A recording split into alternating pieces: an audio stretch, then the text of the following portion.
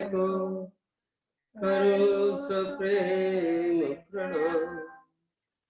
अशुभ हरण मंगल करण धनी श्रीदेव चंद्र श्री प्राणनाथ निज मूलपति श्री महराज सुराम तेज कुंवरी श्यामायुवर को पल पल करो प्रणाम। पल पल करो प्रणाम। श्री प्राणनाथ तुम सत्य हो तुमसे चलत जहान। मैं आधीन करनी नहीं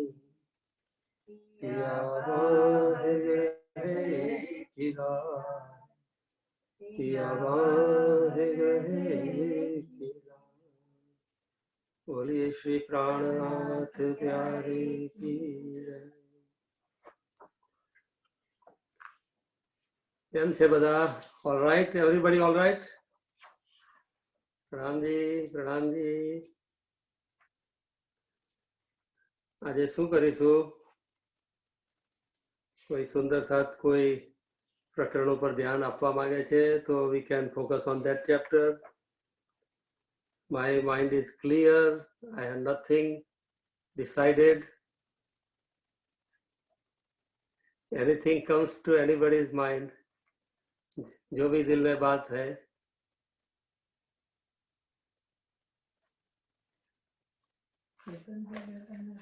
Anybody?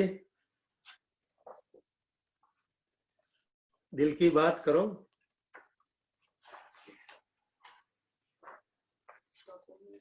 Nothing?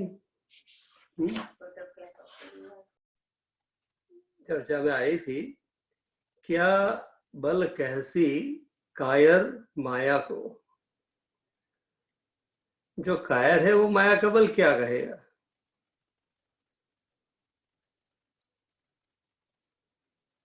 तो हम नहीं है कायर, तो हम परेशान नहीं है। ये कायर की जब बात आती है तो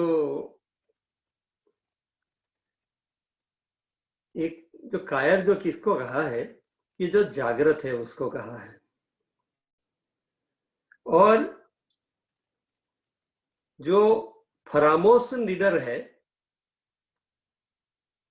फरामोस नीडर, ये और दूसरा है जागृत और सतर्क। डर रखता है जागृति के प्रति कि शायद मैं जागृति की मेरी घड़ी चली न जाए, उसके प्रति बिल्कुल अलर्ट रहता है। तो जो फरामोस लीडर है, अरे कुछ नहीं होने वाला है, सब ठीक है, मतलब बेहोशी में। जैसे हमने परमधाम में बात की थी,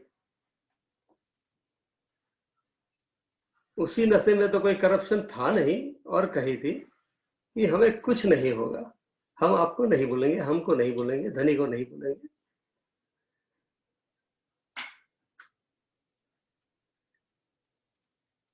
उस समय इश्क की बेहोशी थी,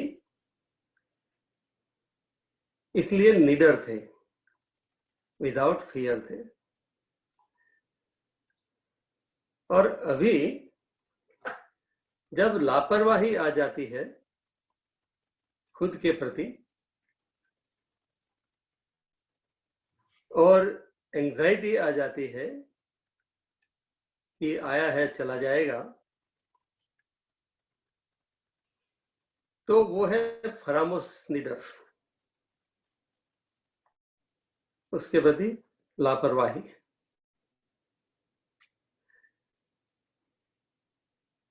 तो हम रियलिटी के प्रति जागृत है या नहीं, हम हमारी वास्तविकता के प्रति जागरूक है या नहीं, उस जानने के लिए उसकी साक्षी हमें 4 बातों से मिलती है।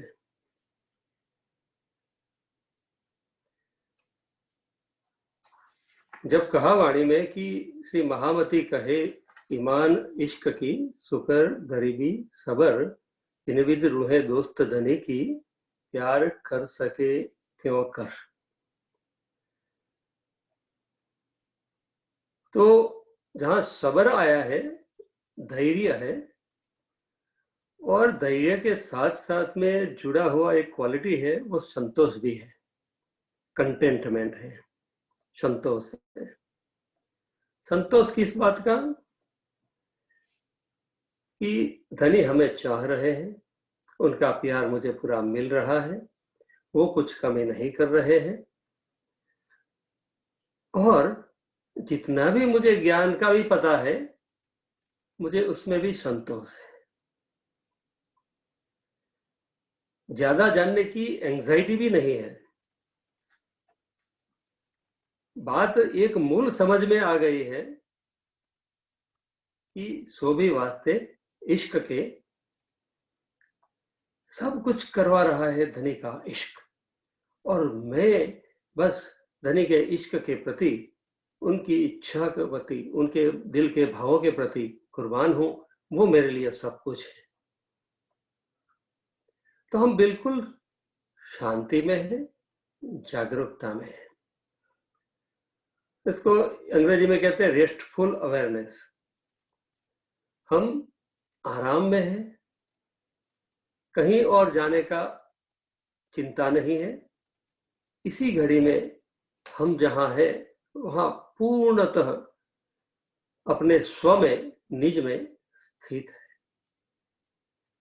तो ये फर्स्ट कंडीशन है कि हम हमारी वास्तविकता को, परम तत्व की वास्तविकता के करीब जा रहे हैं। तो एक संतोष की स्थिति, भीतर में संतोष की स्थिति।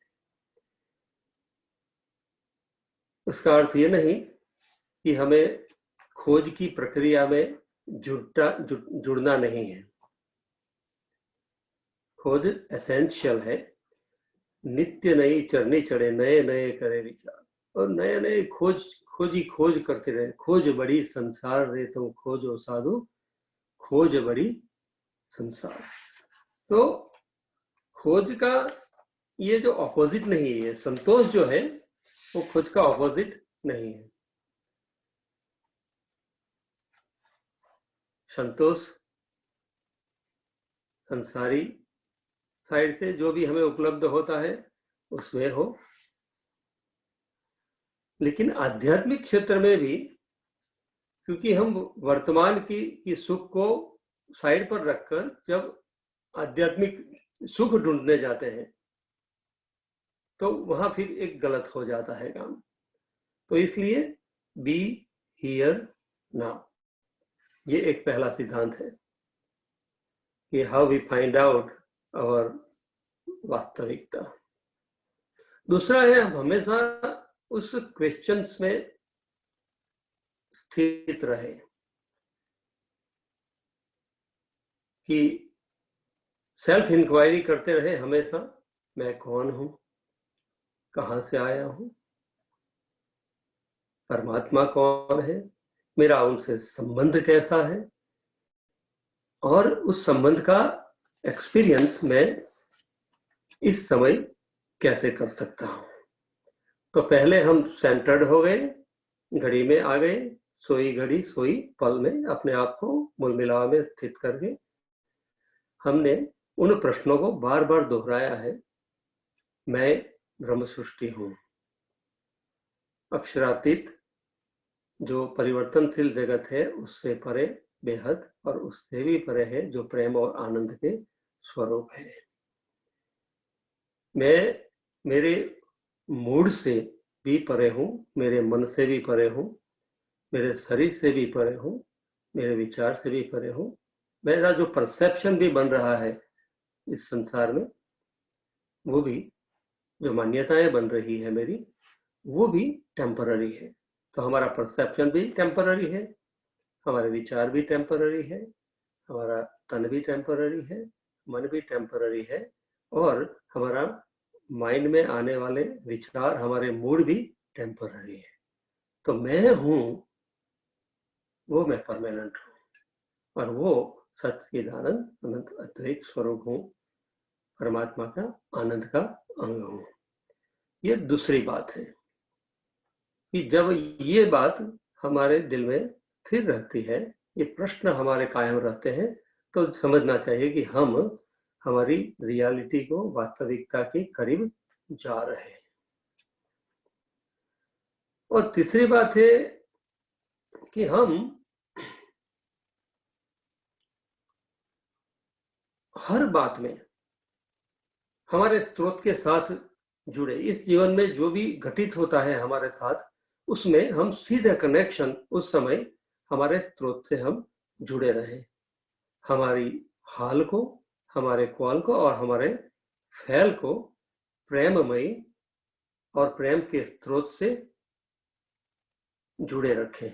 ऑलवेज स्टे कनेक्टेड, अर्थात हम सेल्फ अवेयरनेस में रहे कि हम हमारे स्रोत प्राणनाथ से, हमारे प्राण, हमारा अस्तित्व, हमारे रूह का अस्तित्व और जगत का अस्तित्व हमारा हमेशा जुड़ा रहा है। और ये कनेक्शन का फीलिंग हमारे भीतर में हर पल, हर सिचुएशन में आता रहे। और अंदर से एक आत्मविश्वास, चौथी बात है कि ऐसा प्रकट हो, दृढ़ विश्वास प्रकट हो, जैसा अभी आप सबने कहा कि हमें छल ने हैरान नहीं किया है। ये आत्मविश्वास, ये सेल्फ कॉन्फिडेंस हमारा ब्रह्म सृष्टि होने का, संबंध होने का, संबंध के सुख के अधिकारी होने का, ये जो हमारा विश्वास है वो हमें हमारी अगले अनुभव की ओर ले जाएगा, जो पॉजिटिव होगा, जो परम धाम मय होगा, आनंदमय होगा। तो ये कॉन्फिडेंस के बिना हम भयभीत हो जाएंगे, एंजाइटी आ जाएगी। और ये जो सेल्फ कॉन्फिडेंस जो बनेगा हमें कि मैं धाम धनी की अंगना हूं, ये कॉन्फिडेंस जो है हमें नेक्स्ट अचीवमेंट क्या जीवन में उपलब्धि होने वाली है वो डिसाइड करेगी। तो पहला है हम बिल्कुल इस घड़ी में संतोषपूर्ण स्थिति में रहे। दूसरा, हम सतत हमारी इंटरनल क्वेरीज जो देवचंद्र जी की थी, मैं कौन हूँ, कहाँ से आया हूँ, ये क्वेरीज हमेशा हमारी बनी रहे। हम न शरीर है, न परसेप्शन है, न माइंड है, न विचार है। और हम ऐसी सेल्फ अवेयरनेस में जाए कि हम हमेशा हमारे स्रोत से जुड़े हुए हैं, अनंत स्रोत से कनेक्टेड हैं और वो कभी हम टूटने वाले उससे नहीं है। इसलिए हम हमारे कॉल में, फैल में और हाल में हम उनसे कनेक्टेड हमेशा है। तो हमारे कॉल भी प्रेममयी, फैल भी प्रेममयी और हाल भी प्रेममयी। ये प्रोसेस में आपको दे रहा हूँ। और चौथा है हमारा इनर कॉन्फिडेंस, उससे बनेगा। और ये कॉन्फिडेंस जो है वही हमें हमारी आगे की उपलब्धि, नेक्स्ट मोमेंट की उपलब्धि हमें करवाएगा। तो ये बात दिल में लेकर हम आज, मुझे कुछ पढ़ने में आया है तो उस पर ध्यान देंगे, खोज पर ध्यान देंगे। खोज बड़ी संसार रे, तुम खोजो साधु, खोज बड़ी संसार। खोजत खोजत सतगुरु पाइए, सतगुरु संग करतार। धनी ने खोज की बहुत ही महिमा गाई है। तो खोज क्या है? खोज है क्या? कोई भी उपलब्धि के लिए हम इस संसार में हम खोज करते हैं, और जो खोजना है, जिसे उपलब्ध करना है, उसको खोजने के लिए क्या क्या उपाय है उसके ऊपर भी हम विचार करते हैं और फिर उस उपायों को हम करने में प्रवृत्त हो जाते हैं। तभी हमें जीवन में जो भी उपलब्धियां यहाँ करनी होती है वो ऐसे ही होती है। तो विद्यालयों में लड़के, स्टूडेंट्स हैं जो विज्ञान पढ़ते हैं, तो वो पढ़ाई करते हैं, वो खोज नहीं करते हैं। स्टूडेंट्स जो होता है वो क्या करता है, पढ़ाई करता है, स्टडी करता है, जो टीचर सिखाते हैं, जो बुक में दिया है वो पढ़ता है, वो खोज नहीं करता है। जो खोज करते हैं वे अलग होते हैं। जरा ध्यान से सुनिए, जो खोज करते हैं वे अलग होते हैं, उनको वैज्ञानिक कहते हैं। खोज बड़ी संसार रे तुम खोजो साधु, खोज बड़ी संसार रे। तो ये जो साधु जिसको कहा है, जिनको खोजी कहा है, वो वैज्ञानिक, वे विश्वासी नहीं होते हैं। ये जो खोजी होते हैं वो विश्वासी नहीं होते हैं, इसलिए कुछ ना कुछ नया खोज कर निकालना वो चाह रहे हैं, नया नया कुछ खोज लेते हैं, क्योंकि वो वैज्ञानिक है, स्टूडेंट नहीं। खोज बड़ी संसार, जब कोई खोज को ही अपना जीवन समझ लेता है तो वह अपनी खोज में जो एक्सपीरियंस करता है, जो अनुभव करता है, उसी की चर्चा करता है, न कि किसी से सुनी हुई बात की। खोज बड़ी संसार रे तुम खोजो साधु। खोजी नित्य नई चरनी चढ़े, नए नए करे विचार। संसार में तमाम शास्त्रों के होने का यही कारण है कि जिसने खोज करके कुछ नया ज्ञान प्राप्त किया, उन्होंने अपने शास्त्र वचनों से दूसरों को मार्गदर्शन का काम किया।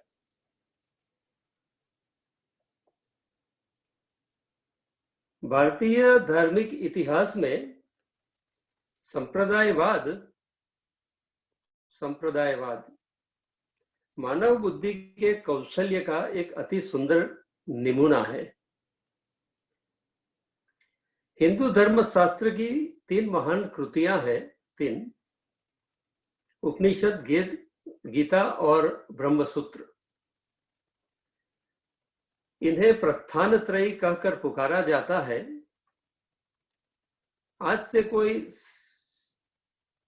1500 वर्ष पूर्व शंकराचार्य ने इन 3 ग्रंथों पर भाष्य करके अपना अद्वैतवाद का एक मत सुनिश्चित किया।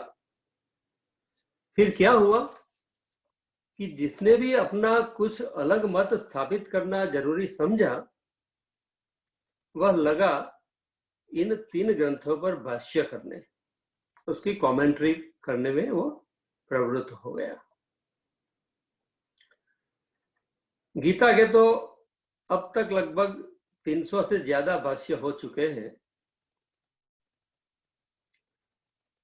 रामानुज, निम्बार्क, माधव, वल्लभ, ये 4 वैष्णव आचार्य मुख्य है, जिनके अलग अलग सिद्धांत प्रस्थान त्रयी पर भाष्य लिखकर खड़े हो गए हैं।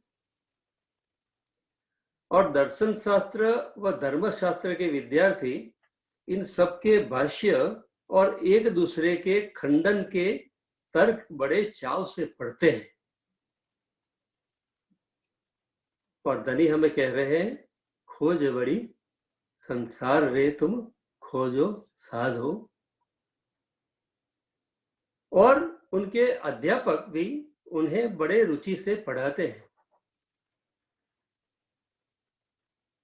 लगता है मानो बड़े ज्ञान की बातें हिंदू धर्म के नाम पर हो रही हो। एक ही मंत्र के अनेक अर्थ निकाले जाएं और एक ही श्लोक के शब्दों को तोड़ मड़ोड़ कर द्वैतवाद, द्वैताद्वैत, विशिष्टाद्वैत, शुद्धाद्वैत ऐसे सिद्धांत घड़े जाए। इससे अच्छा पांडित्य प्रदर्शन का अवसर और क्या हो सकता है। खोज बड़ी संसार। यही कारण है कि संतों को और प्राणनाथ जी को दिख गया कि शास्त्र वचनों के अर्थ कर सत्य खोजने का मार्ग सही मार्ग नहीं है। उन्होंने किसी भी शास्त्र ग्रंथ के ऊपर कोई भी भाष्य नहीं लिखा और न ही अपने अनुयायियों को ऐसा करने के लिए प्रेरणा दी। शब्द तो सीधे प्रेम के, शास्त्र श्यानप छल। वाणी में कहा है कि शब्द तो सीधे प्रेम के, हमें अनन्य प्रेम लक्षणा का मार्ग दिखा दिया कि बस प्रेम में डूबे रहो, उसकी मस्ती में गोते लगाते रहो, आपका सब काम हो जाएगा। सत्य का दर्शन साधना से होता है, शास्त्र के अर्थ करने से नहीं। सत्य का दर्शन खुद महसूस करने से, फील करने से, अंदर जाने से, अपने भीतर जाने से, उसी घड़ी को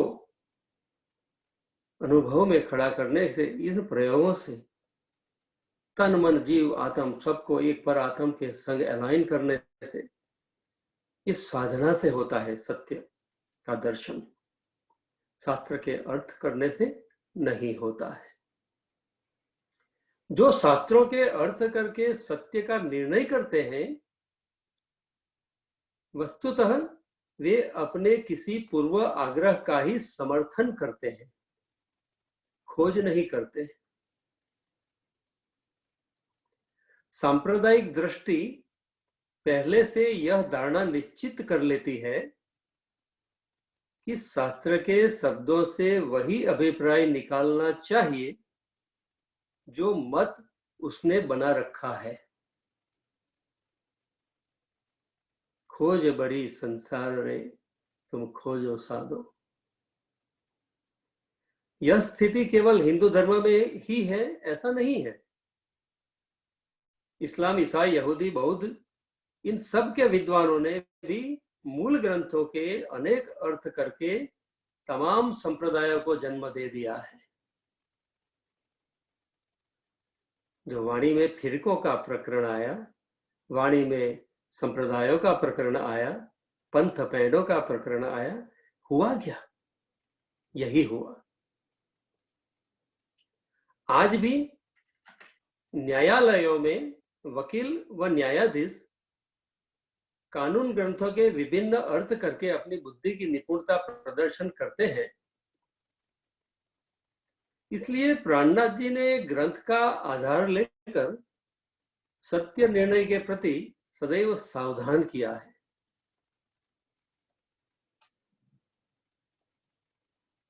ज्ञान का आधार अच्छा है, पर्याप्त नहीं है। निर्णय तो भीतर से प्रकट होगा। खोज वैज्ञानिक होती है, भीतर से प्रकट होगी। क्योंकि विभिन्न बुद्धि और रुचि वाला मानव सदैव ही मान्य ग्रंथों से नित्य नवीन अर्थ निकालता ही रहेगा। स्पष्ट है कि शास्त्र व्याख्या कभी भी सत्य का निर्णय नहीं कर सकती। इसलिए महामती जी ने अपने खोजी ढंग से सत्य का साक्षात्कार किया, खोज की, साक्षात्कार किया। लोग कहेंगे कि सभी शास्त्र खोज से निर्मित हुए हैं। यह बात सही है कि सभी शास्त्रों में खोजी के अनुभव रखे गए हैं, मगर खोज को आगे बढ़ाने के लिए एक नियम है कि जहां तक खोज हो गई हो, उन सबको पहले सामने रखा जाए। जो जो खोज हो गई है उनको अपने सामने रखा जाए, फिर उसके आगे खोज की जाए। वरना लोग अलग अलग थोड़े ज्ञान सामग्री के आधार पर खोज करते रहेंगे और लगभग उन्हीं कुछ बातों को दोहराते रहेंगे जो अन्य लोगों ने पहले खोज रखी है। विद्यालयों में जब विज्ञान पढ़ाया जाता है तो पिछली सभी खोजों का वर्णन किया जाता है ताकि उन सबको पहले जान लिया जाए। तब फिर जिस किसी को आगे की खोज करनी है वह नया ज्ञान ढूंढेगा। तो हमें सत्य की, प्रेम की, आनंद की नई नई अनुभूतियां करने के लिए हमें उस खोज में लग जाने के लिए धनी ने कहा है। तो बार बार कहते हैं, खोज बड़ी संसार रे तुम खोजो रे साधु, नित्य नई चरनी चढ़े, नए नए करे विचार।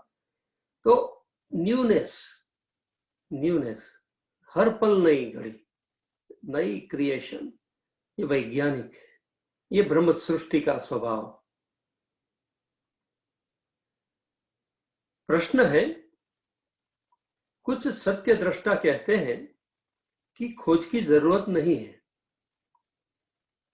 बल्कि यह देखने की जरूरत है कि कहीं हम कुछ माने तो नहीं बैठे हैं।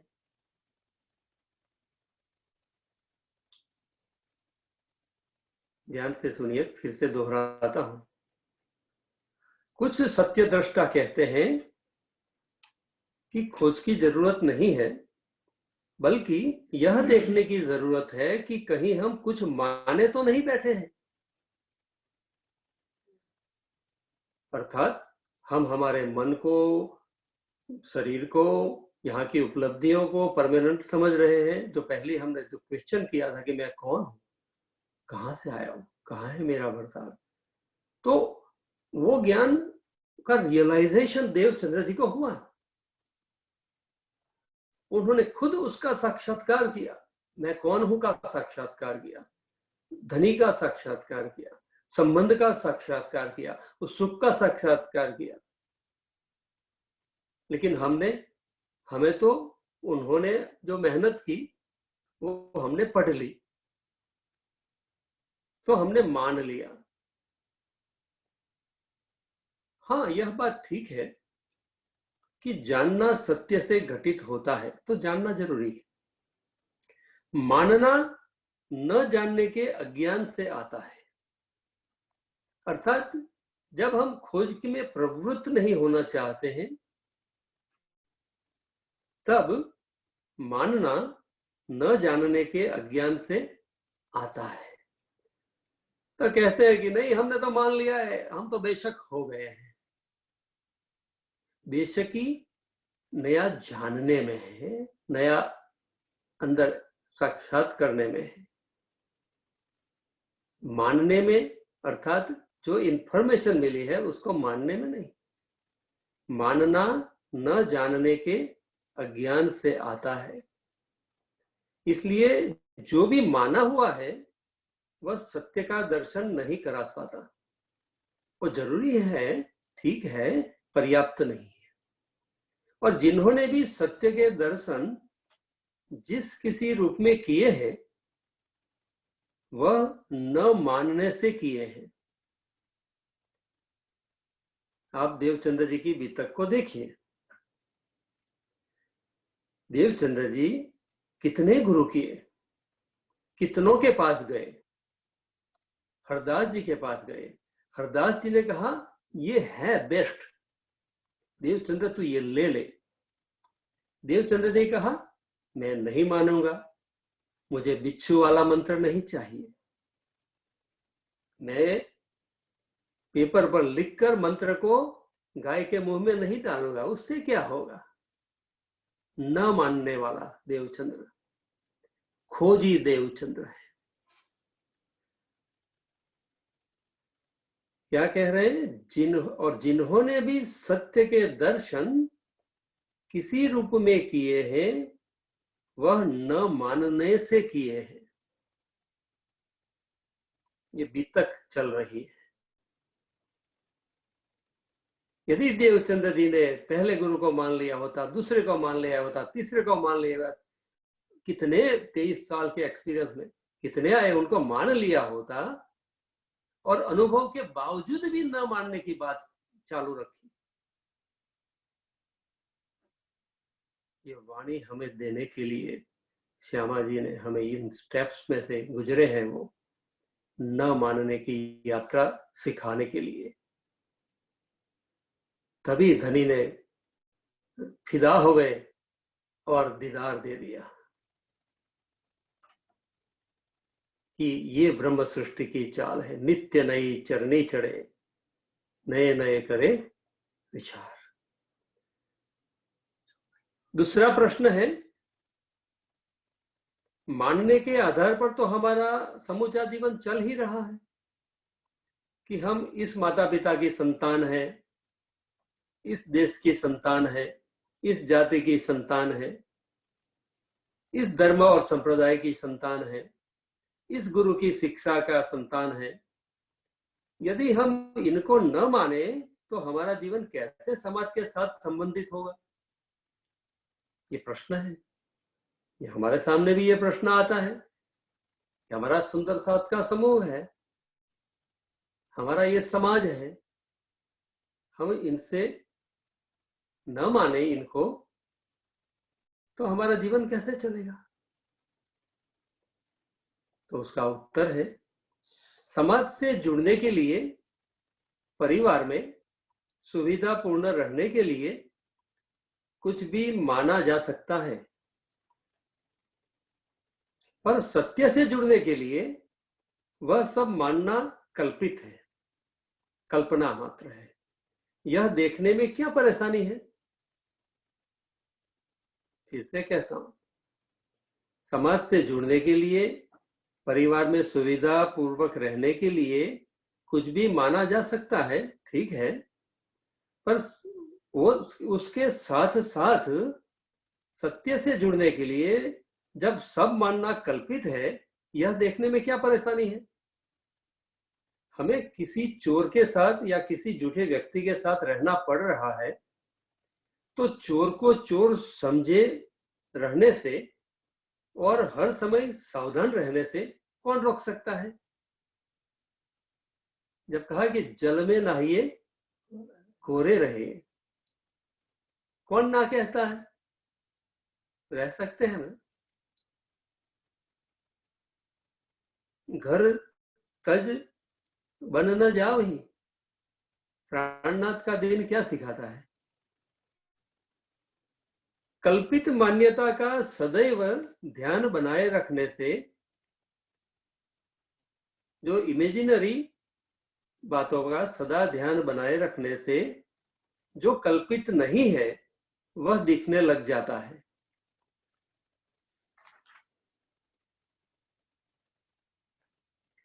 क्या सत्य का दर्शन इतना सरल है? दूसरा प्रश्न यह होता है, क्या सत्य का दर्शन इतना सरल है? तो फिर सभी खोजियों को क्यों सरलता से नहीं हो जाता?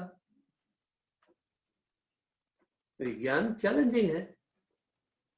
कोरोना वायरस की वैक्सीन ढूंढी जा रही है, वैज्ञानिक सारी दुनिया के काम कर रहे हैं, बट दे आर वर्किंग। उन्होंने होप नहीं छोड़ा है। तो सत्य दर्शन का मार्ग क्या सरल है? और सभी खोजियों को क्यों सरलता से नहीं मिल जाता? तो उत्तर है, देखने में सरल लगता है, पर मान्यता के कल्पित होने का ख्याल सदैव बने रखना सरल नहीं होता है।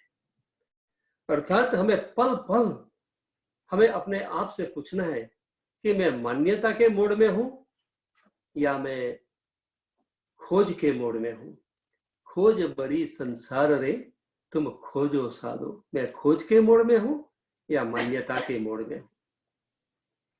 जन्म के पहले हम बिल्कुल सभी कल्पनाओं से परे थे, चाहे माँ बाप की हो, जाति देश धर्म की हो। लेकिन जन्म के बाद ऐसे जुड़ गए कि कोई जरा सी भी उनकी निंदा करे तो हमारा अहंकार जवाब देने लगता है। यदि उस वक्त की हमें ख्याल आ जाए कि जन्म से पहले तो हमें इन सब का पता भी नहीं था, जिसके लिए हम गुस्से हो रहे हैं, इसलिए थोड़े समय से जुड़ी इस कल्पना को हम अपना असली स्वरूप क्यों मान रहे हैं? यदि इतना भी ध्यान आ जाए तो हम सत्य से तत्काल जुड़ जाएंगे। मैं कौन हूं, मैं कौन हूं, ये सतत ध्यान रहे तो हम रियलिटी के करीब जाने लगेंगे। और एक प्रश्न है, जिन लोगों ने पहले सत्य को देखकर हमारे लिए उसे मान्यता बना दिया,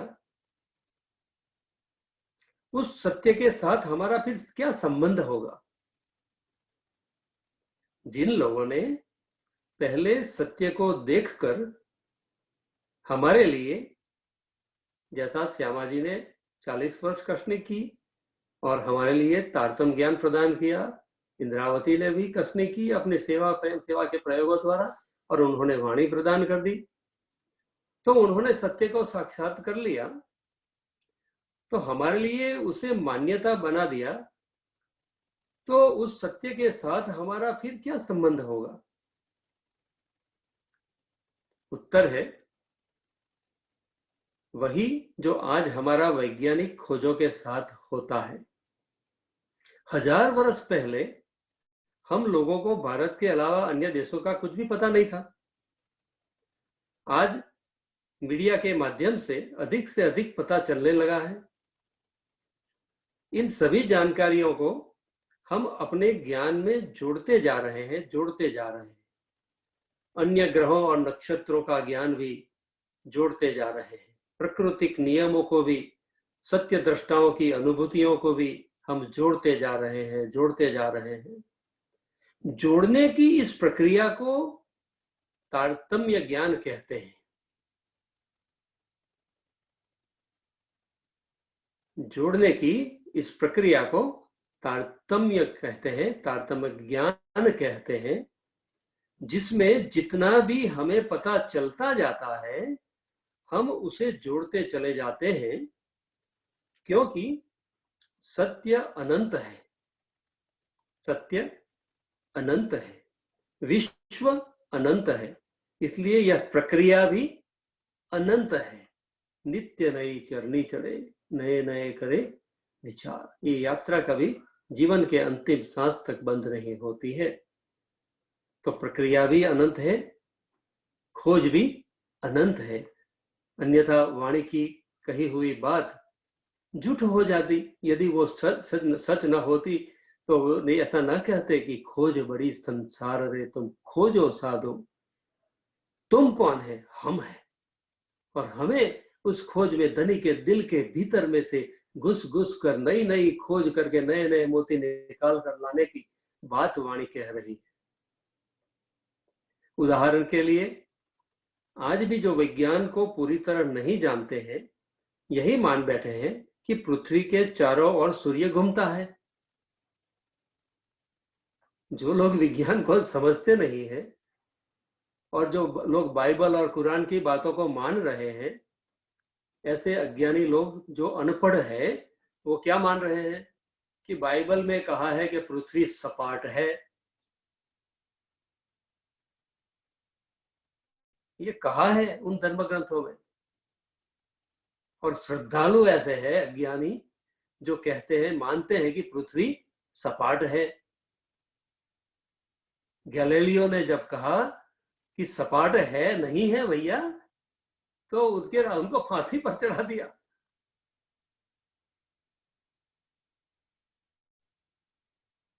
हम भी कहते हैं अभी परम धाम का हम चिंतन करते हैं।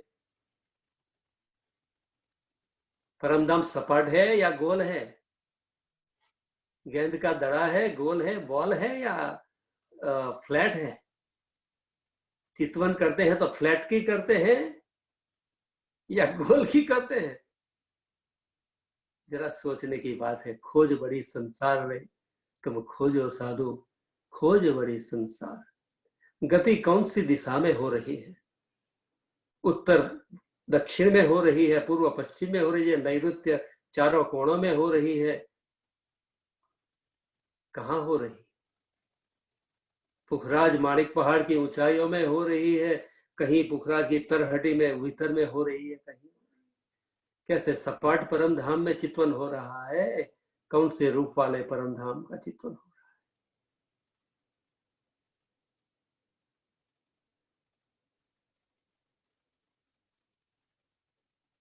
जो विज्ञान को पूरी तरह नहीं जानते हैं वे यही मान बैठे हैं कि पृथ्वी के चारों ओर सूर्य घूमता है, क्योंकि रोज ऐसा ही दिखता है। और जब हम भी खोज की यात्रा में प्रवृत्त नहीं होंगे तो हमें भी वैसे ही दिखने लगेगा जो हमें दिया गया है, वही अंतिम सत्य दिखने लगेगा। इसका मतलब यह हुआ कि खोजा जा चुका है उसे जितना भी जाना जाएगा और पिछले ज्ञान के साथ तारतम्य में जोड़ लिया जाएगा, उतना ही हमारा ज्ञान अधिक स्पष्ट होता जाएगा। नित्य नई चरनी चढ़े। पुरातनवादी, लास्ट प्रश्न हम लेते हैं, इस बात को कल कंटिन्यू करेंगे। पुरातनवादी और आधुनिकवादी, इसमें क्या अंतर है? मॉडर्न थिंकर्स में और पुराने योगियों के थिंकिंग में, पुराने थिंकिंग में क्या अंतर है? हम मॉडर्न युग में जी रहे हैं तो ये समझना बहुत जरूरी है,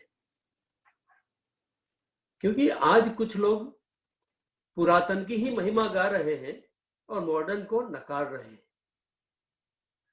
और कुछ मॉडर्न ऐसे अंध हो गए जो पुरातन को बिल्कुल फेंक दे रहे हैं। पुरातनवादी यह मानकर चलता है कि सत्य हजारों वर्षों पहले ही खोज लिया गया है, हमें केवल उस पर विश्वास मात्र करना है।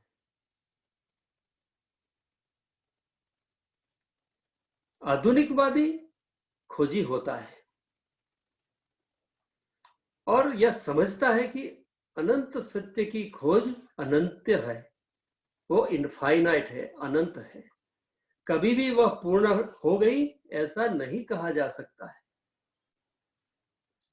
कहां जाकर हम कह पाएंगे कि आत्मा को, परमात्मा को खोजने का अंत आ गया?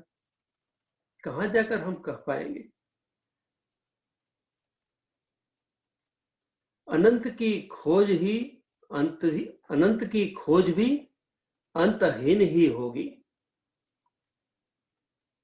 इसलिए कहा है, खोज बड़ी संसार रे, तुम खोजो साधु, खोज बड़ी संसार। अनंत की लीला वैचित्र्य भी, इसकी variety of Leela, variety of इश्क भी अनंतहीन होगी, अंतहीन होगी, एंडलेस लीला।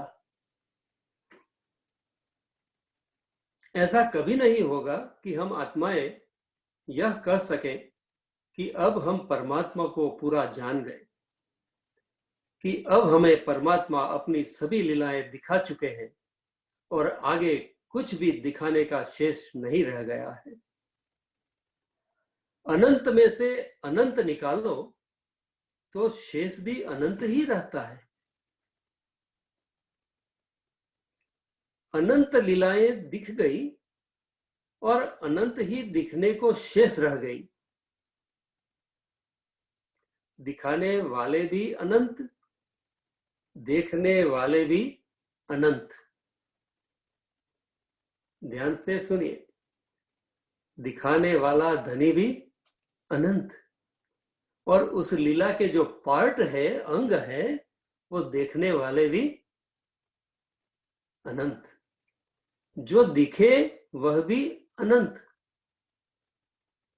जो अभी तक न दिखा हो वह भी अनंत। अनंत की यह अनंतता कैसी बेबुझ पहली है। ये धनी के इश्क का गुज है, रहस्य है। दिखने में है शांत, पर एक तारतम्य में जुड़ जाती है अनंतहीन होकर, अंतहीन होकर। और इसीलिए हमें नए नए उमंग और उत्साह जो परम धाम में उठ रहे हैं धनी के दिल में, जो हमें सागरों के रूप में प्रदान किए जा रहे हैं, उन लहरों को हम महसूस करें, करते रहें।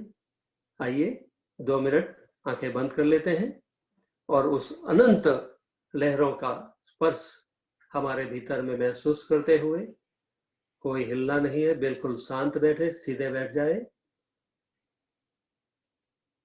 पांव जमीन को टच करें, कांटेक्ट रहे, दोनों हाथों को अलग कर ले, जोड़कर मत बैठे, कोई विचार नहीं, इस घड़ी में आ जाइए, बिल्कुल क्वाइट मोमेंट में।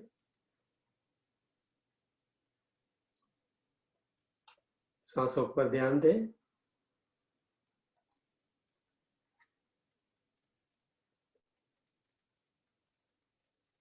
सांस अंदर लेते हुए सत इन, सत आउट, चित इन, चित आउट,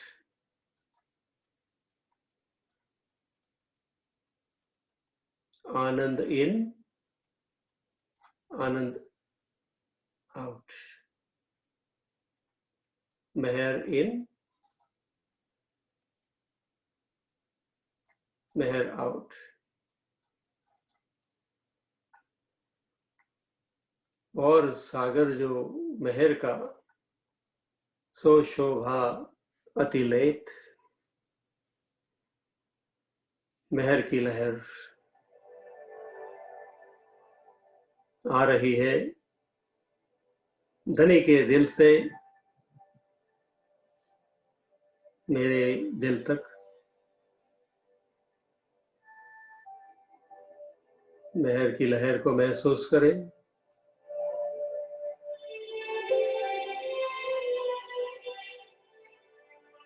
लहरें आवे मेहर सागर, खूबी सुख समेत।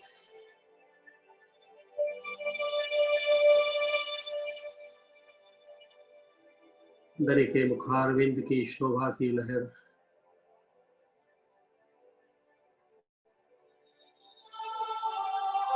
मेरे मुखारविंद पर उनका उमंग उत्साह जोश भर रही है।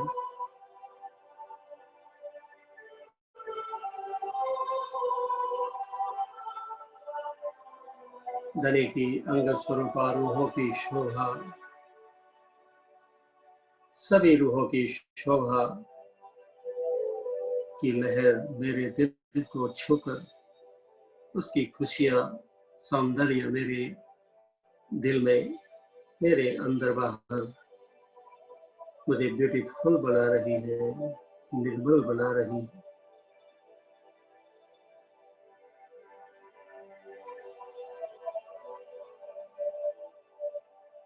धनी के दिल से प्रवाहित होने वाली मेहर की लहर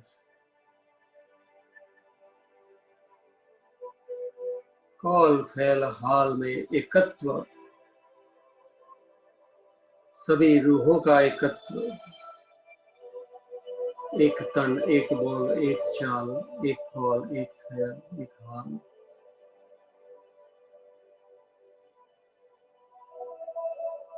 मेरा रोम रोम एक दिल की लहर से झूम रहा है। I am one here now in एक दिली। महसूस करें वननेस को, fully present here in the moment।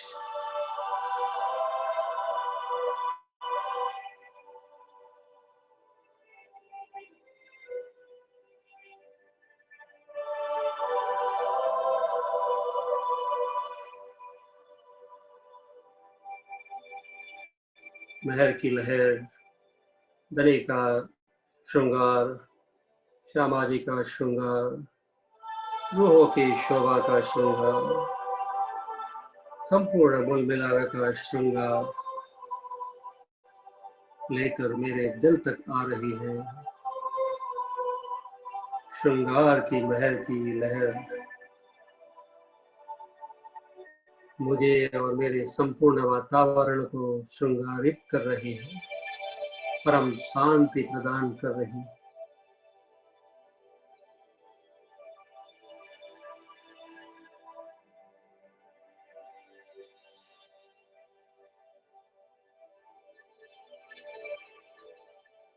महर की लहर दरे के दिल से इश्क के गंजान गंज सागर लेकर, अनंत विध इश्क लेकर, प्रेम लेकर मेरे दिल को आनंदित कर रही है, खुशखुशाल कर रही है। मुझे हंसा रही है, खुश कर रही है, मुझे नृत्यमय बना रही है। अनंत विध से मुझे आनंदित कर रही है, मुझे लाइट बना रही है। इश्क की लहर सभी हैवीनेस, हर प्रकार का बोझ खत्म हो रहा है इस महर की, इश्क की लहर द्वारा। I am light in love.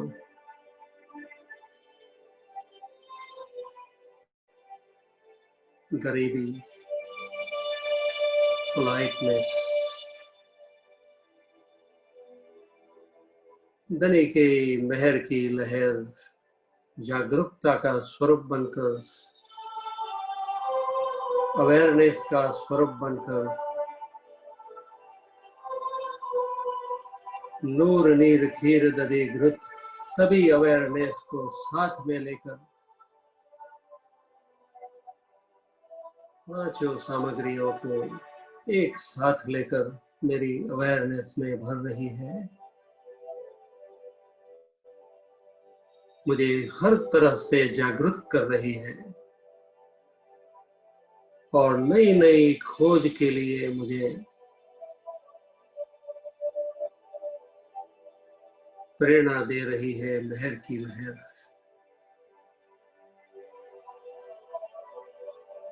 हिम्मत प्रदान कर रही है। जागरूकता की लहर, इल्म के सागर की लहर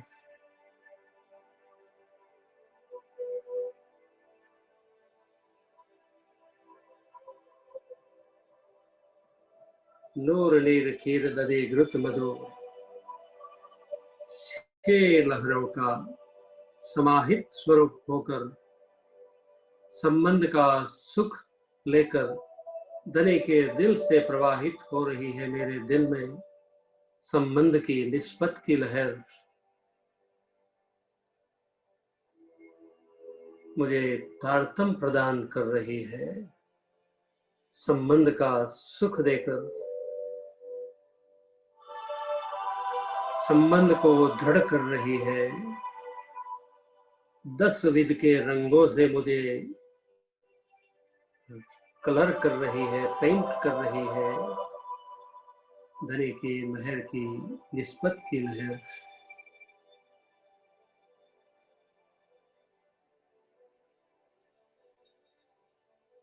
नूर नीर खीर दधि घृत मधु रस, सभी रसों को एक साथ मिलाकर बहुत ही बलवान ये महर की लहर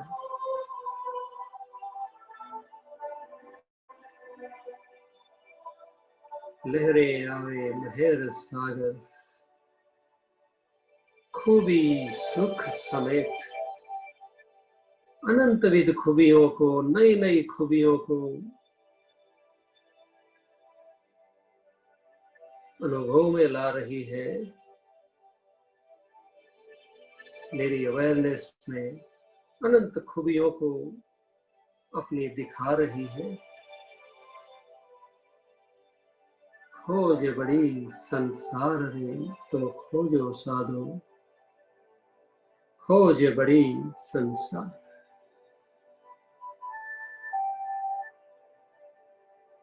लहरे आवे महर सागर, खूबी सुख समेत ये खूबियां खोज में, खोज खूबियों में, खूबियां खोज में। 1 मिनट मौन शांति से।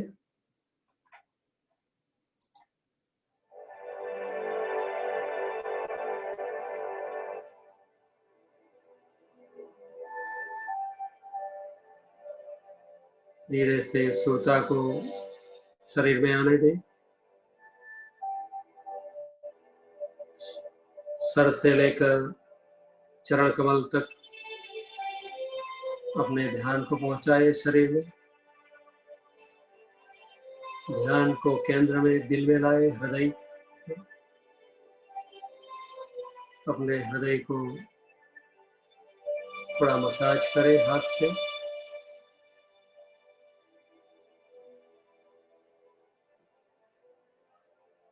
दोनों हाथों को मल लें।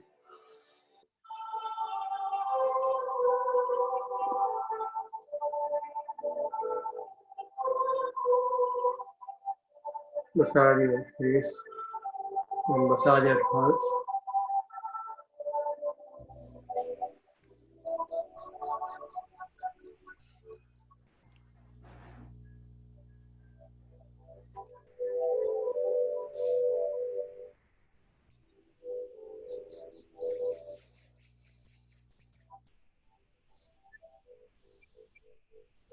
Smile on face.